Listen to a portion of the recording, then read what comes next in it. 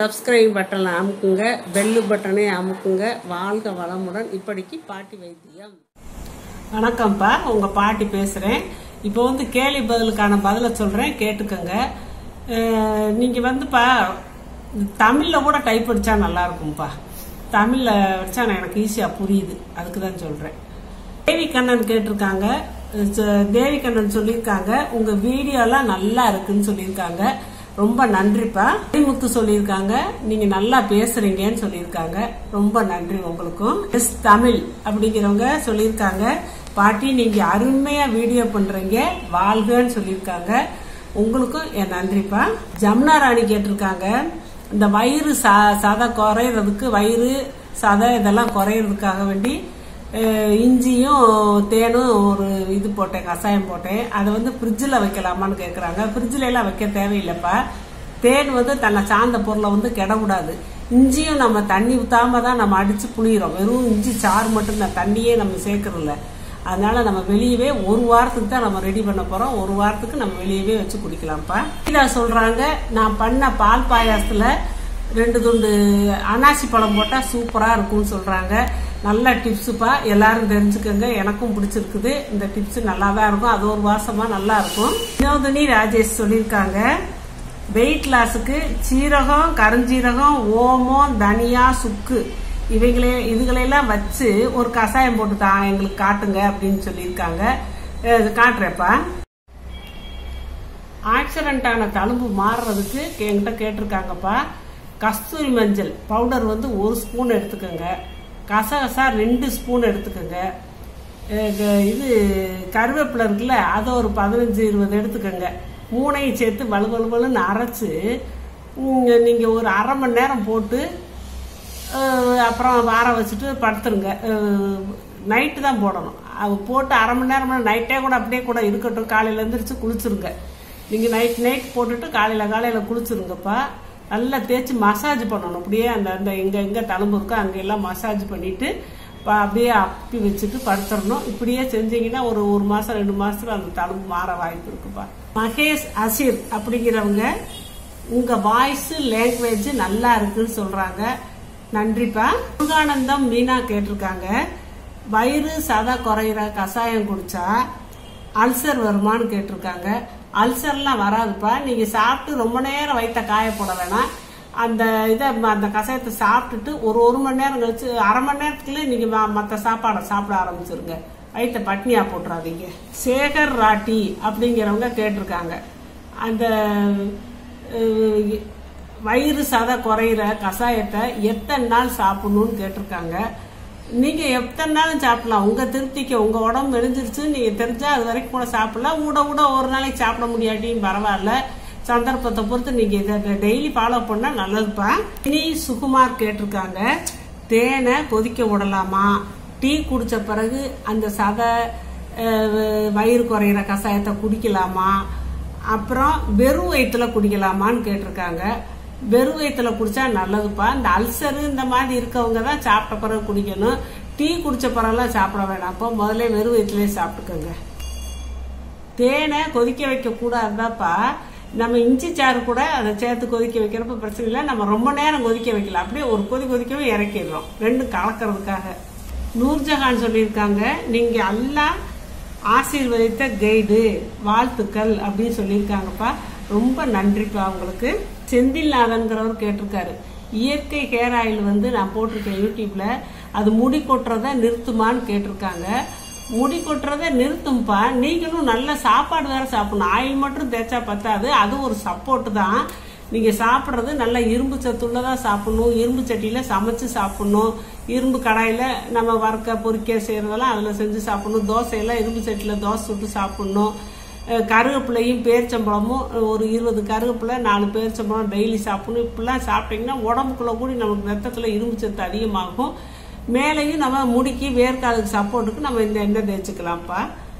சீயக்காய் அரைச்சு காட்ட சொல்லியிருக்கீங்கப்பா, காட்டுறேன்ப்பா. சீயக்காய் அரைச்சு காட்டுறேன் கூடி சீக்கிரத்துல. சாரா சபிதா சொல்லியிருக்காங்க, நான் வெள்ளை பாயாசம் பால் பாயாசம் வச்சு காட்டியிருக்கேன், ரொம்ப அருமையான பாயாசம்னு சொல்லி பாராட்டியிருக்காங்க. ஆனா ஜவ்வரிசியை ஊற வைக்க வேண்டாமான்னு கேட்டிருக்காங்க. ஊற வைக்கலாம்ப்பா. ஊற வச்சா ரொம்ப நல்லது. நான் வந்து அவசரத்துக்கு நம்ம திடீர்னு நம்ம ஊற வச்சு ஒரு அவசரத்துக்கு செய்யணும்னா என்ன செய்ய, அதை நெய்யில் போட்டு பொரிச்சோம்னா அப்படி பொரிஞ்சிடும். தண்ணியை ஊற்றணும்னா அதுவும் ஊற வச்ச மாதிரியே சீக்கிரமாக வெந்துரும்ப்பா. அதுக்கு தான் நான் நெய்யில் போட்டு பொரிச்சேன். சவுந்தரவள்ளி சொல்லியிருக்காங்க, மண் சட்டியில் மரக்கரண்டி யூஸ் பண்ணால் நல்லதுன்னு சொல்லியிருக்காங்க. சரிப்பா, இனிமேல் மரக்கரண்டியே நான் யூஸ் பண்ணிக்கிறேன். ஜெசிண்டா மேரி சொல்லியிருக்காங்கப்பா, அவங்க அப்பாவுக்கு 2 முறை ஹார்ட் அட்டாக் வந்துருச்சான். 10 வருஷமா ஹார்ட் பிரச்சனை இருக்கான். இந்த எலுமிச்சம்பழ தோல் கஷாயத்தை குடிச்சா சரியா போகுமா, அப்பா ஆஸ்பத்திரிக்கு வரமாட்டேங்கிறாரு அப்படிங்கிறாங்க. வரமாட்டேங்கிறவரை என்னப்பா செய்ய முடியும், அவருக்கு பிளாக் இருந்தா இது 30 நாள் சாப்பிட்டா கூட சரியா போயிடும், நல்ல 48 நாள் கூட சாப்பிடலாம்ப்பா. ஏன்னா ஜஸ்டின்ங்கிறவங்க சொல்லியிருக்காங்க, சகல நோய் பொடியை 8 வயசு பொம்பளை பிள்ளைக்கு தரலாமா. 2வது ஆம்பளைகளுக்கு வந்து அது ஹார்மோன் பிரச்சனை ஏற்படுத்தும்னு சொல்றாங்க. இது எப்படின்னு கேட்டிருக்காங்க. பொம்பளை பிள்ளை 8 வயசு பொம்பளை பிள்ளைகளுக்கெல்லாம் தர வேண்டாம்ப்பா, தேவை கிடையாது. சின்ன பிள்ளைகளுக்கெல்லாம் அதெல்லாம் 20-30 வயசுக்கு மேலே அது குழந்தைல பெற்ற பிறகு பொம்பளை பிள்ளைகளுக்கு கொடுக்கலாம்.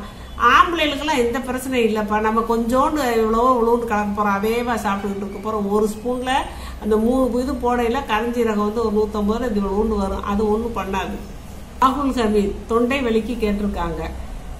அதிமதுரம், சுக்கு, கிராம்பு இந்த 3ஐயும் பொடியாக வச்சுக்கோங்க. அந்த 3 பொடியும் சேர்த்து 1 ஸ்பூன் எடுத்து 1 டீஸ்பூன் எடுத்து 1 கிளாஸ் தண்ணியில் போட்டு கொதிக்க விட்டு அதில் ஒரு வெத்தலை ஒரு 5-6 துளசியை போட்டு கொதிக்க வச்சு பனங்கள் கண்டு கலந்து கொடுங்க. 1/2 கிளாஸ் 3/4 கிளாஸ் வத்தவும் அதை காலையிலையும் சாயந்தரம் கொடுக்க சொல்லுங்க. உப்பு தண்ணி கல்லுப்பை போட்டு வெதுவெதுன தண்ணியில் கொஞ்சம் மஞ்சத்தூள் போட்டு அடிக்கடி ஒரு நாளைக்கு 4 தடவை கார்கிள் பண்ண சொல்லுங்க.